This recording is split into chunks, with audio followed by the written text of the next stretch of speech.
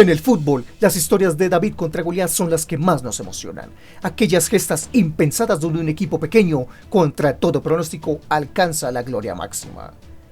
Es por eso que me puse la tarea de investigar cuáles son esos clubes pequeños que lograron hazañas que quedaron marcados para la historia de este deporte.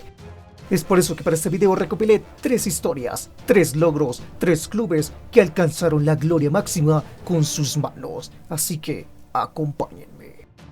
Para empezar con este video, quiero empezar con una de las hazañas más recientes, el increíble título de Liga Argentina que consiguió el Club Atlético Platense. Para lograr dimensionar la magnitud de este título, hay que aclarar que Platense nunca en su historia había ganado un título a nivel nacional.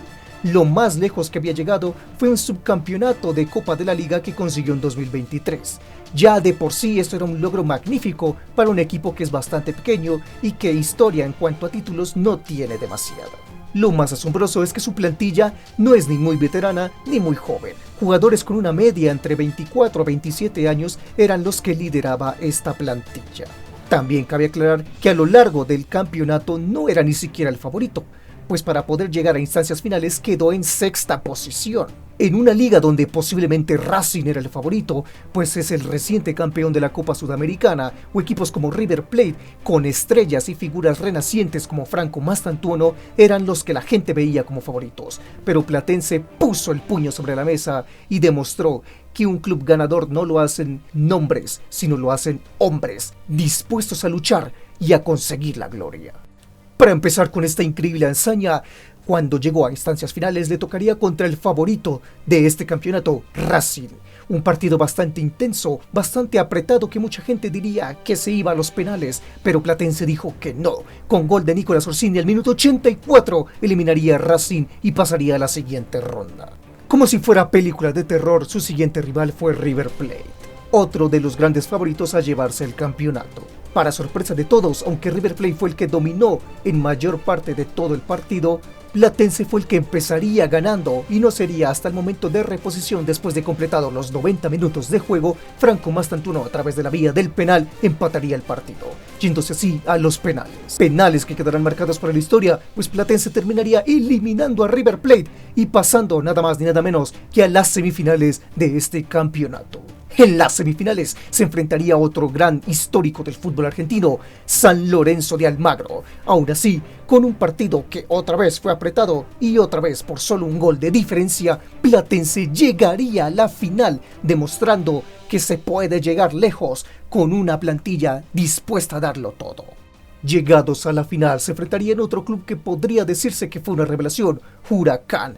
Un partido intenso, un partido donde Huracán tendría más posesión, pero la mayoría de tiros sería para Platense. Sería el minuto 63, donde Guido Mainero marcaría el gol de Platense y los llevaría a la gloria y marcaría la historia del fútbol argentino. Platense, por primera vez en su historia, saldría campeón.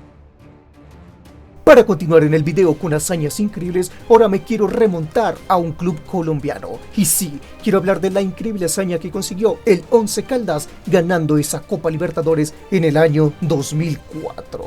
He de decir que Once Caldas no es un club grande en Colombia. Antes de ese gran triunfo de Copa Libertadores, solo había ganado 2 ligas colombianas, una en el año 50 y otra en el año 2003. Más allá de estos 2 títulos, Once Caldas siempre fue un club humilde, un club pequeño que no era considerado uno de los grandes como si lo podría ser un Millonarios, un América de Cali o un Atlético Nacional. Pero contra todo pronóstico, en aquel año el Once Caldas diría: hoy saldré campeón, no de forma local, sino de forma internacional, ganando el título más importante a nivel de clubes de Sudamérica.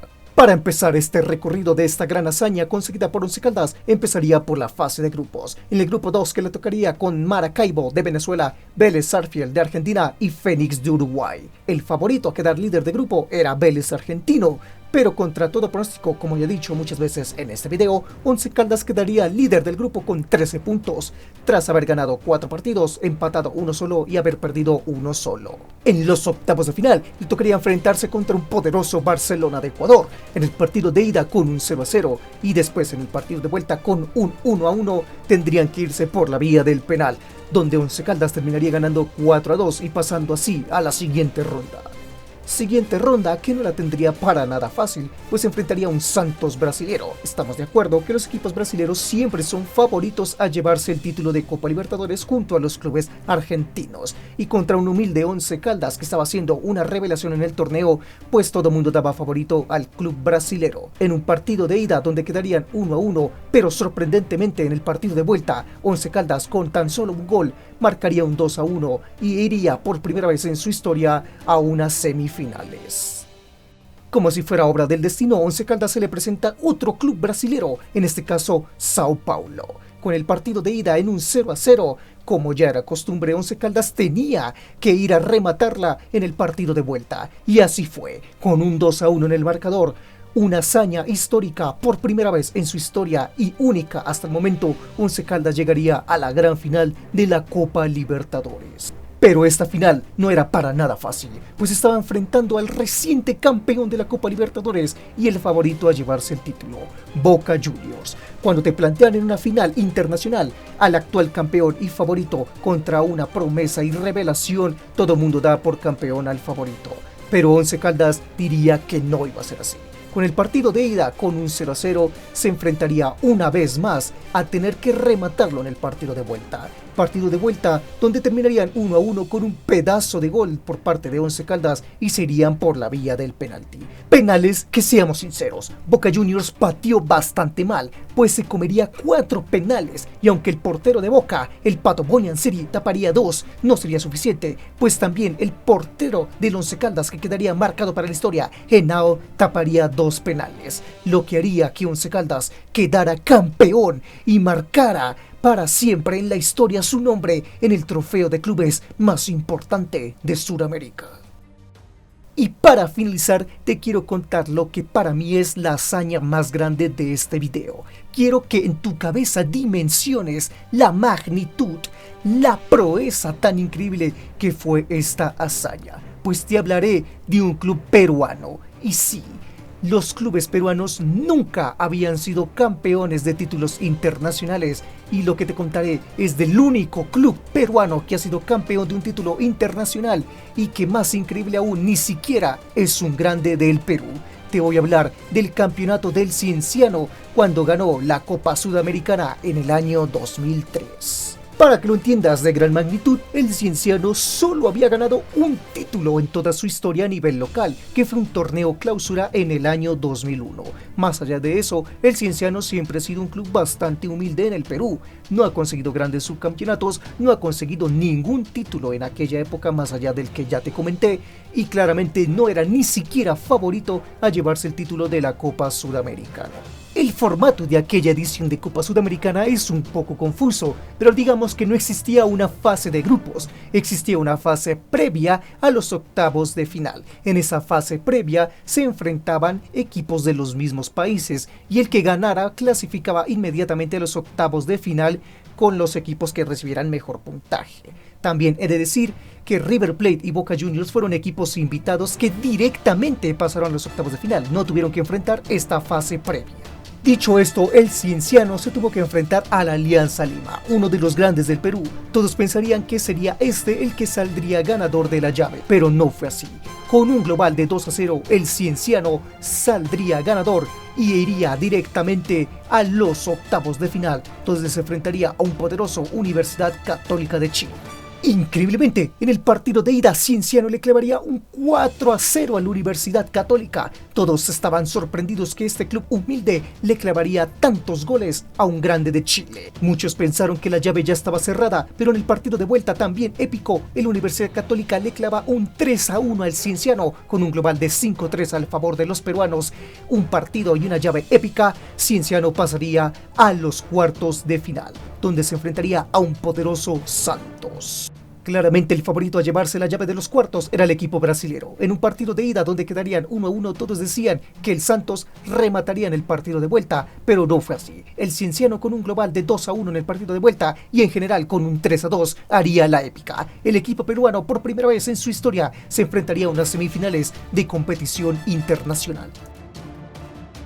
Pero las semifinales no serían nada fácil, pues se iba a enfrentar al actual subcampeón de aquella edición de Sudamericana, el Atlético Nacional de Colombia. En el partido de ida, Cienciano haría épica, con un 2-1 se estaría llevando la llave. Pero para rematar su clasificación a la final en el partido de vuelta, le marcaría un 1-0. Con un global de 3-1, Cienciano demostraría que estaba haciendo historia y que ese sería su año de gracia, pues se iba a enfrentar la final de la Copa Sudamericana, el primer club peruano en llegar a estas instancias. Pero no lo tendría fácil, pues se enfrentaría a un poderoso River Plate. En la final contra River Plate, Cienciano le diría: no, ustedes llegaron por invitados, nosotros llegamos acá porque no lo merecemos. Desde la fase previa venimos haciendo historia, así que este trofeo va a ser nuestro sí o sí.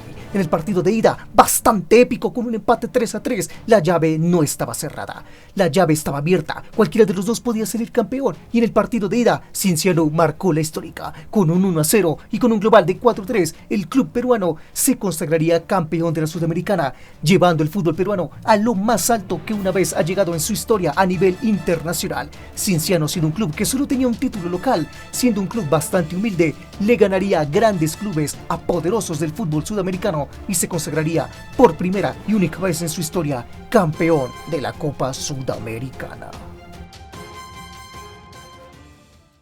Finalizado este video, pude contar 3 hitos, 3 historias, 3 clubes pequeños que alcanzaron la gloria con sus manos y dejaron marcado su nombre en la historia del fútbol mundial. También demostrando que estas cosas no solo pasan en Europa, sino que también pasan en nuestro hermoso fútbol sudamericano. Historias épicas y legendarias que marcan un antes y un después en la historia de este deporte. ¿Conocías alguno de estos logros? Déjamelo en los comentarios. Por favor, dale like y suscríbete a este canal para hacer que esta familia crezca aún más. ¡Viva Perú, carajo!